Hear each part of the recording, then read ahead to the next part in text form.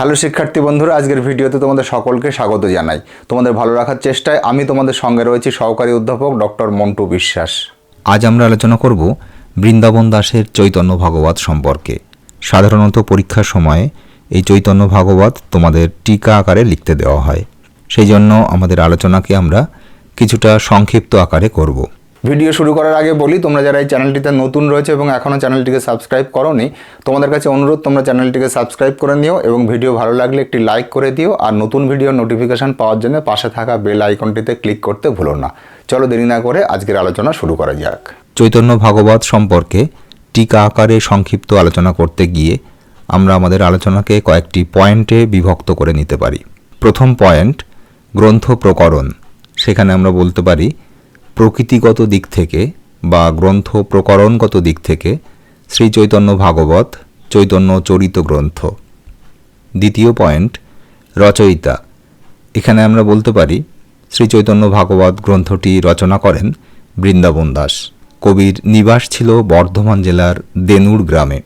নবদ্বীপের বিখ্যাত শ্রীবাসের ভ্রাতস্পুত্রী নারায়ণী দেবীর পুত্র হলেন কবি বৃন্দাবন দাস। আলোচনার তৃতীয় পয়েন্ট, গ্রন্থ পরিচয়। শ্রী চৈতন্য ভাগবত বাংলায় লেখা প্রথম চৈতন্য জীবনী গ্রন্থ। গ্রন্থটির রচনাকাল নিয়ে পণ্ডিতদের মধ্যে মতভেদ রয়েছে। ডক্টর বিমান বিহারী মজুমদার অনুমান করেন গ্রন্থটি 1546 থেকে 1550 খ্রিস্টাব্দের মধ্যে রচিত। ডক্টর সুকুমার সেনের মতে আনুমানিক 1541 থেকে 42 খ্রিস্টাব্দে গ্রন্থটি রচিত। শ্রী চৈতন্য ভাগবত গ্রন্থটি 3টি খণ্ডে বিভক্ত। আদি খণ্ডে মহাপ্রভুর আবির্ভাব থেকে গয়াগমন পর্যন্ত ঘটনার বিবরণ রয়েছে। মধ্যখণ্ডে সন্ন্যাস গ্রহণ পর্যন্ত বর্ণিত হয়েছে এবং অন্তখণ্ডে নীলাচল গমন ও সেখানকার লীলার আংশিক বর্ণনা দেওয়া হয়েছে। কবি প্রথমে গ্রন্থটির নাম দেন চৈতন্য মঙ্গল। পরবর্তীতে বৃন্দাবনের গোস্বামীরা এর নাম পরিবর্তন করে রাখেন শ্রী চৈতন্য ভাগবত।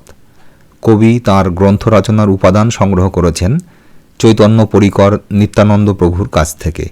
চৈতন্য জীবনের যে সকল ঘটনা নিত্যানন্দ প্রভুর প্রত্যক্ষ অভিজ্ঞতা ছিল, সে সকল বিষয় বৃন্দাবন দাস বিস্তৃত ও যথাযথ বর্ণনা করেছেন। বিশেষ করে মহাপ্রভুর গৌড় ভ্রমণ বৃত্তান্ত তথ্যবহুল এবং ঐতিহাসিক। সমসাময়িক নবদ্বীপ এবং সেই সঙ্গে বঙ্গভূমির সামাজিক সাংস্কৃতিক চিত্রটিকে তুলে ধরা হয়েছে শ্রী চৈতন্য ভাগবত গ্রন্থে। যেমন নবদ্বীপের সাংস্কৃতিক বৈচিত্র্য সম্পর্কে কবি লিখেছেন, নবদ্বীপ সম্পত্তিকে বর্ণিবারে পারে, এক গঙ্গা ঘাটে লক্ষ লোক স্নান করে, বিবিধ বৈষয়ে এক জাতি লক্ষ লক্ষ। ঐতিহাসিক তথ্যনিষ্ঠার পাশাপাশি কবি মহাপ্রভুকে কৃষ্ণের অবতার হিসাবে দেখে চৈতন্যের বাল্যলীলা এবং সন্ন্যাসপূর্ব জীবনের অলৌকিক কাহিনীকে কল্পনা এবং আবেগময়তার মিশ্রণে বর্ণনা করেছেন। তৎকালীন সময়ে চরিত সাহিত্যগুলি মূলত ভক্ত হৃদয়ের অনাবিল প্রকাশে ভরপুর হয়ে উঠেছিল, কিন্তু বৃন্দাবন দাসের গ্রন্থটিতে ভক্তিরসের পাশাপাশি ঐতিহাসিক তথ্যনিষ্ঠা গ্রন্থটিকে স্বতন্ত্র মর্যাদা দিয়েছে।